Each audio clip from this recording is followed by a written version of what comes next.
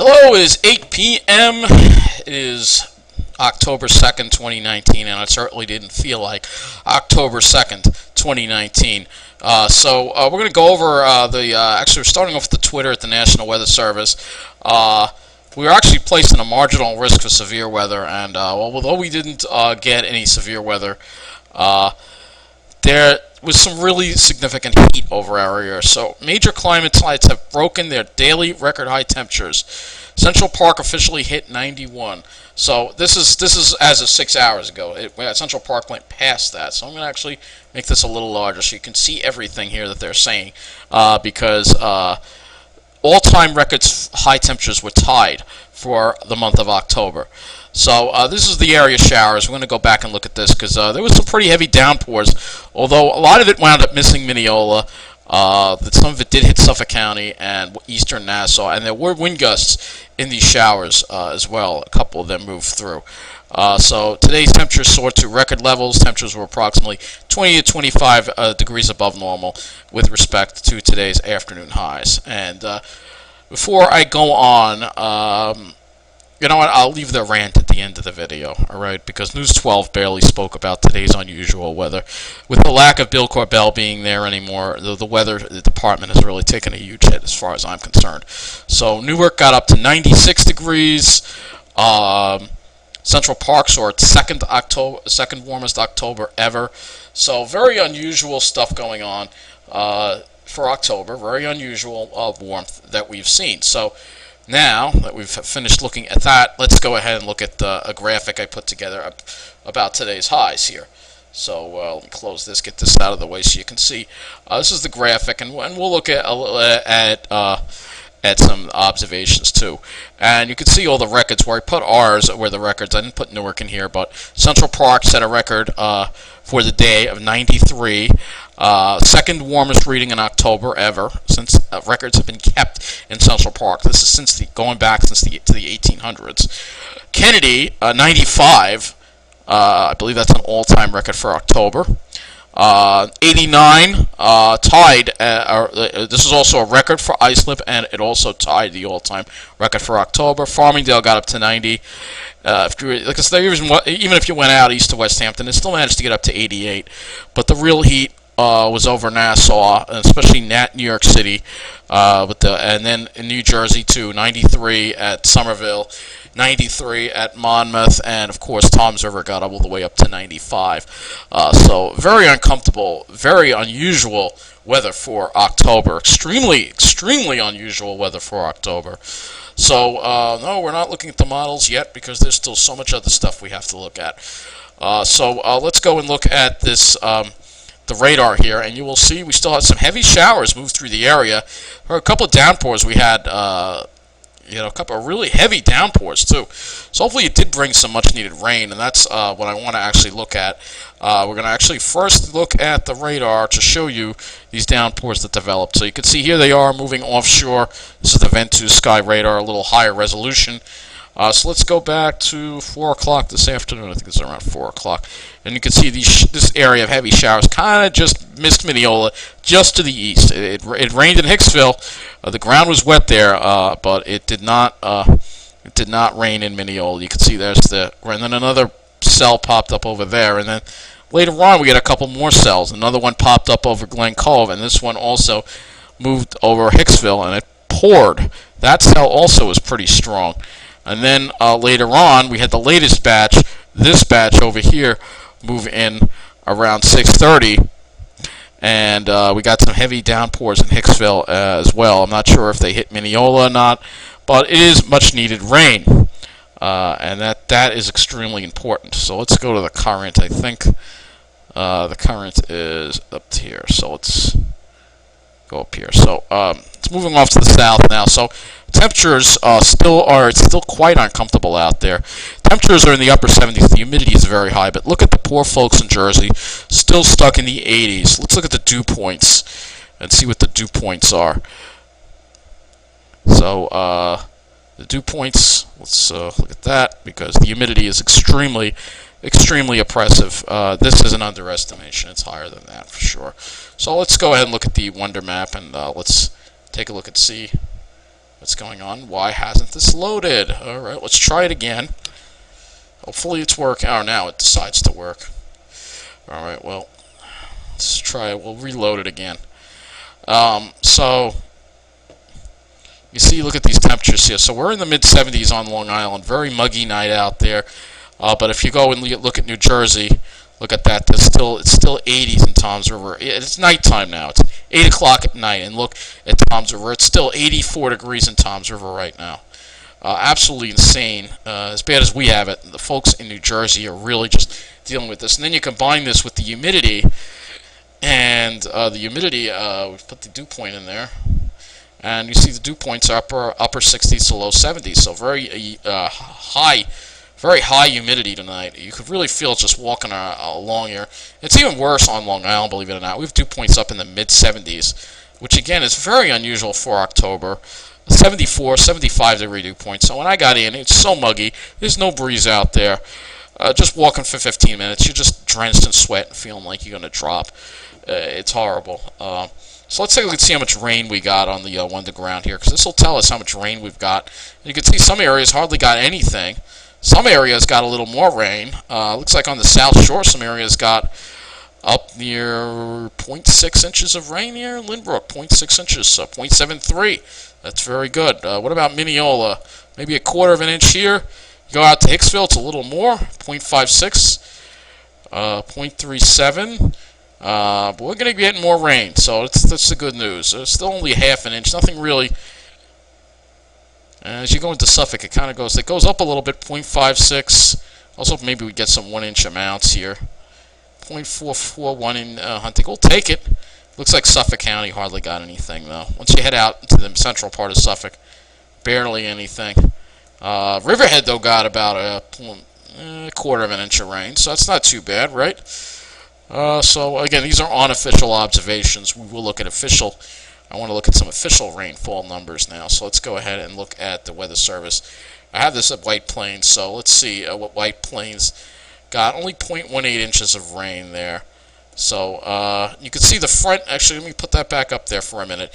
You can see 75, the dew point's down to 66, and the north wind at 17, gusting to 26. So the front is just to our north. It's just moving really, really, really slowly. If we look at the current conditions at Farmingdale, you will see 76, and the dew point is 69. Let's see how much rain Farmingdale got.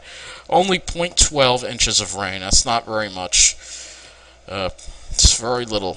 0.12 inches of rain. What about Islip? Let's see, maybe Islip got a little more. 75, north wind at 17, gusting to 24. So it looks like the front is in the process of now finally coming through. Only, oh my God, only 1/100th of an inch of rain. Gosh, barely anything. They said depends on where the showers hit. The showers hit mainly in Nassau. JFK probably got a little more. So let's see what JFK has. 77. And you'll see that high of, I hit LaGuardia. Well, LaGuardia got 0.21. So it's 0.21, but I want to see what JFK got. So most of the heaviest rain moved over Queens, Brooklyn, and Nassau. Looks like right now. So yeah, the 95-degree high there at JFK. And they're supposed to be on the South Shore, so they got 0.35 inches of rain. Still not that much, but just an unbelievably, uncomfortably hot day. Look at these dew points again, up into the mid-70s. And like I said, Long Island is getting relief, but the folks in New Jersey may be another hour away from the relief. This is a slow-moving front, and it's going to stall to the south. And look at this. In Toms River right now, it's 82 degrees. Still 82 degrees in Toms River right now. And an hour ago, it was 86 degrees. It hit 95. Absolutely brutal. No, the heat index got close to 100 in Toms River, which is absolutely insane when you think about it. It's absolutely insane. It's unbelievable. It really is unbelievable, these conditions that we've seen across the area today. Really something we've never seen before. You know, it's especially for New Jersey, they're still dealing with it. So if we go back to Ventus Sky, you'll be able to visualize this front here. So you should be able to see it right here. You can see the cooler air off to the north bleeding in across Long Island, and you can still see it's hot in Jersey. You can still see that. Toms River is still in the heat, the worst of the heat right there. But The wind's this is the front right here, actually, the leading edge of it, and you can see the west winds, southwest winds, still over Toms River right now. So if we look at the humidity and look at the dew points, you'll also see, look at these higher dew points. The lower dew points are a little more, you're going to have to go a little further north to get into the lower dew points. But the heat is still over here. So if we actually look at perceived temperature, let's see what this is. This is what it feels like in Toms River right now. So it still feels like it's 85. And our area, it still feels like it's close to 80. But relief is coming. It's on the way. And that's what we're going to be looking at now with the models. Before I get started with that, hang on. I still got to look at the hurricane, too. We got to talk about Hurricane Lorenzo, too. And yet, before I do that, I realized I wanted to show you some graphs, from local weather stations. So here in Mineola, according to local, this is very uncomfortable out there. 75, the dew point is 74, so it's really oppressive. So I want to look at a graph here from Mineola of, let's see if we can get that, well, of the temperatures and the dip that occurred. So that's why I'm going to have to just do it this way so you can see it on the screen better. And this isn't working. Alright, that's not working. Alright, I gotta place it in the right spot, I guess. They don't make using this site easy. Alright, let's scroll this down. That's what I need to do. Alright, hold on. Alright. And now it just disappeared. Yeah, this site is not working properly again. This underground site is always a problem. Trying to get it to work properly. Alright, let's try this again. See, the problem is you go to graph and it gives you this little thing. Who's going to see that? Who's going to see that? You got to give me a break already. So I got to go in here and I got to make it larger. So you can see exactly. Alright, here we go. Oh, it's cutting it off. Well, I'm sorry for those folks on phones who can't see. But you can see the temperature got up to 95, and then look at that sharp drop around 4. That's what that initial boundary moved through and dropped the temperature down quite a bit. You can see, but the dew point hasn't gone anywhere. So I'm sorry if you can't see that graph, but that is what it looks like there with that graph. And if we go, let's change this over to wind. All right, I'll make this smaller now. And we're going to see the wind speed also. So it's some wind gusts with that front. Well, not so much. When I was in Hicksville, we had some wind gusts. So let me look at this 71, and we're going to actually switch this over to. Maybe if I could just click the station ID, maybe that'll give me a better look at the wind gusts when it came through. So let's take a look, because I really want to show you what happened today. So they reported 0.37 inches of rain. And we need to see. All right, here are the graphs. This is what I want to show you. So at least I finally was able to get it. So you can see the temperature. Look at that, 334, peaked around 96, then boom, it dropped really quick with that rain that moved through, and it went down to 75. So it was brutal right before that rain, and then the wind shifted. As you see, the wind shifted over here. Direction shifted to the north, and we had some. You could see that right there. So, and there's that rainfall. So you can see exactly when this shift occurred, and when this prefrontal area moved. This isn't actually the main front, but like a little squall area ahead of it, and you can see the wind picked up there. Of course, the winds were a lot strong. We had some pretty good wind gusts. I'm surprised that station isn't recording any higher than that. Maximum wind gust was only 11. No, I saw that shower. Winds were pretty impressive with that. Let me pick another weather station. Maybe that'll pick it up better. It's got to be like in an open spot, otherwise. So maybe this Jericho High School. That might be in an open spot. So let's try Jericho High School. Let's show you this too as well. This is just interesting what happened this afternoon. So let's see. Oh, look at that. They got 1.17 inches on there. So looks like they got a good amount of rain. Let's see. The high said 99. That might be a little too much. But again, you still see that drop with the front. Boom. Dropped literally right around 3:30. We had that front come through and just drop the temperatures down.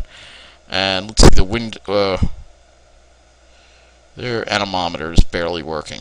Wait, there you go. Right there. 20.7 miles an hour. right there when that front came through. That had some pretty strong wind gusts. And then later on, we had another gusty shower that came through. So pretty impressive situation. All right, so enough of that. Let's go and look at Lorenzo, or what's left of Lorenzo. These are the remnants of Lorenzo. The Hurricane Center, if we go to that thing, the Hurricane Center is not even following Lorenzo anymore. So these are the remnants of it. And the remnants are heading toward the United Kingdom, as you see here. And this is going to be a big problem for them. Just because it's remnants, just because it's no longer tropical, it no longer has tropical characteristics, it's still generating a lot of wind and a lot of problems. And if we look at Google here, we could see Lorenzo lashed the Azores with high waves and heavy rain, and now it's going to be targeting the United Kingdom and Ireland. So it has completed extratropical transition. So now it has completed that transition. So if we look at the current storm information as far as the remnants go, 70 knot winds. It's still respectable. Minimum central pressure 962 millibars. The radius of maximum wind is 80 nautical miles. So it's still respectable. Here is the last advisory that was issued by the Hurricane Center for Lorenzo. Post-tropical cyclone Lorenzo. This was at 11 a.m.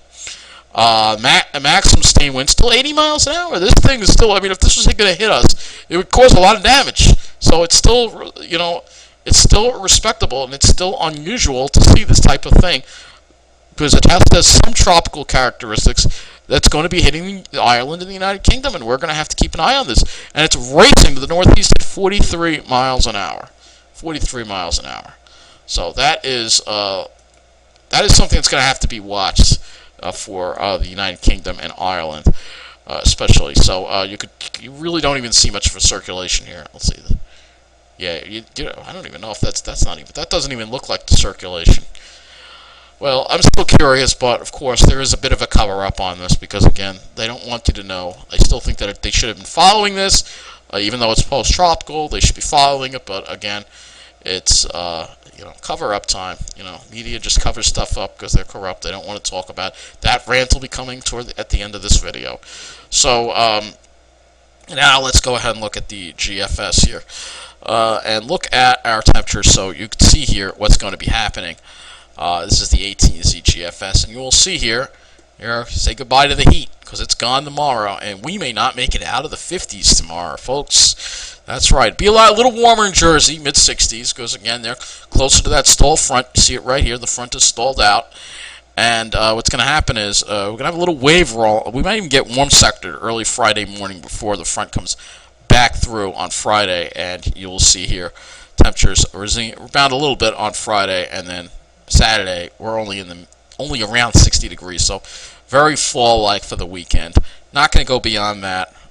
We could, but you'll see that the cool pattern continues. So the good news is we have a pattern shift, and Lorenzo is actually part of that pattern shift. It's actually affecting the polar vortex and the jet streams to dip more in the east and get us into a wetter, cooler pattern.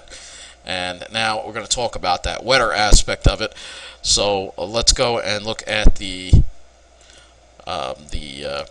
NAM model.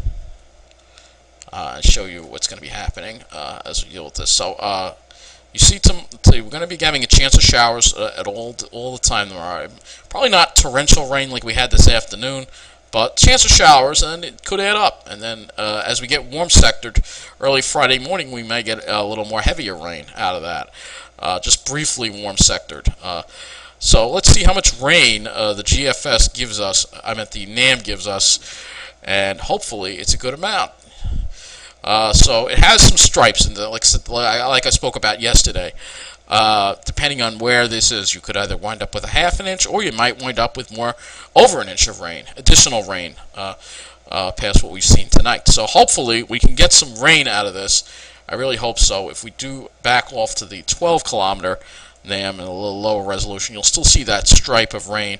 It has it mainly over central northern Jersey going over New York City, but that stripe could be anywhere. So the potential there is to get an inch of much needed rain. Hopefully we can get some. We certainly need it. And we'll look at the GFS here and see what the total rainfall is there. And the GFS also seems to have that pattern with the stripe over here, but that stripe could easily be over Long Island. It could be easily be further south. But hopefully we can get some into that 1 inch plus rain amount. We really need this rain badly. We are in a severe rainfall deficit. So we'll go ahead and look. Actually, not yet. Let me go back to NAM because I want to show you that warm sector again. NAM has higher resolution, so I could show it to you as we get warm sectored. So we'll cool tomorrow, but what will happen tomorrow night, middle of the night, temperatures and the humidity will actually wind up increasing again, and we could see dew points rising up into the 60s again, maybe even close to 70 again. Very briefly, just for a couple of hours, as this warm sector skirts area, because we have a low wave forming along the stall front, and then that wave kicks the front through, and then we have this low, really nice low dew point air coming in for the weekend, for Saturday, Friday into the weekend. We're talking dew points in the mid-30s. It's going to be absolutely delightful. So once we get that rain out of the way, let's see if we can get these clouds out of the way. So as we go into Friday, it looks like clear skies. Of course, especially New Jersey. Maybe Suffolk County has some more clouds. And then we'll go and look at the GFS. Shift over to the GFS and see what happens here. So go back and look at the GFS. GFS has a little more cloudiness, but it has Saturday clear. But that northeast flow and then some cirrus coming in could bring in some clouds over New Jersey, because that cool, dry air is going to pick up some moisture off the relatively warm water when that passes over and it goes onto New Jersey. We see that. It's another negative about the Jersey Shore as far as the weather goes, but it should be plenty of sunshine regardless. Just in Long Island will probably have more clear skies, I guess. Sunday we've got more clouds again, and I think we have more chances for rain. So that's the next thing I want to look at in this thing. Let's go ahead and look at the chance for rain. Hopefully we can get some rain. We'll just look at the total rainfall accumulation. We'll do 24-hour rainfall accumulation so you can separate these systems apart. So you see, Monday night into Tuesday, we could be getting a good amount of rain here, maybe an inch or two of much-needed rain when that wave moves along the front. And then behind that, we'll have more cool, dry weather. But we need this rain badly, so I'm glad to see we're getting some rain. We're getting these temperatures down. We're moving into a better place as far as the atmospheric pattern goes, away from the ridge and toward troughs. Cooler weather and more rain, which is what we so desperately need. It is October after all. So, the last part of this video, I'm going to be ranting a little bit about News 12 and their weather coverage today, because it stunk. So, as you know, last Friday was Bill Corbell's last day at News 12. Now, Bill Corbell, easily one of the best meteorologists in the entire New York metropolitan area, along with Joe Chaffee. News 12, he... According to this, it said it was his choice to step down. Whether it really was his choice or not, I don't know. There have been an awful lot of retirements at News 12. And we know that Bill Corbell and, they replaced him with Samantha Augeri, who I'm not crazy about because, she did get her start at News 12, all right? And then she went to the city, and then she came back to News 12. But she's represents a certain demographic. We're going to put it that way, because they could have easily gone with Bruce Avery. They could have easily gone with, there's another guy out there, I forgot his name, he's Rich Van Hollen. Older guys like Bill Corbell, seasoned meteorologists. Instead, they go with the blonde, who's, I'm not going to question her knowledge, that will, but I can tell you that they did not do a good job today with the storms. The front was moving through right around when News 12 hit the air, around 5 o'clock, and they didn't even talk about it until 9 minutes in. And, of course, they spent 2 freaking minutes or 3 minutes talking about Trump. They barely glossed over the local news stories. They raced through them just to get to Trump, of course, because that's what they want to talk about. And then Samantha Augeri comes on, and does she go with the radar, the first thing? No, she talks about the temperatures, and she shows the whole area, not just Long Island. She doesn't have the local weather knowledge that Bill Corbell has. And they could have easily replaced him with somebody who had a better local knowledge. in a way, she may even be worse than Pat Cavlin. I'm not crazy about Pat Cavlin either, but they should have gone straight to the radar. They didn't. And she only went to it, and she only showed it for like 10 seconds, not even 10, a couple of seconds, and that was it. I mean, those showers are pretty heavy. If you're driving in them, that was something you might have had to pull over for. There was some strong winds, but they didn't talk about it, you know. So that's kind of like what I had to say in this video about this, because it just goes to show you News 12 represents, they only gear now a certain demographic, and that's those white finance professionals. And they didn't even talk about the stock market going down 400 plus points, because again, these snobs, they don't want to admit defeat, and they're not gonna, they're just gonna deny that the stock market is going down, and hopefully it's going to start going down, and these snobs will be put in their place. But News 12 represents the snobs. I mean, Rachel Spots gets along great with Samantha Ojiri. You got two blondes there, preppy blondes there. This is the demographic they want to gear to. You know what I mean? And while a lot of men would rather look at blonde women, when I look for the weather, I want somebody with knowledge. And it's a shame that Bill Corbell is no longer at News 12.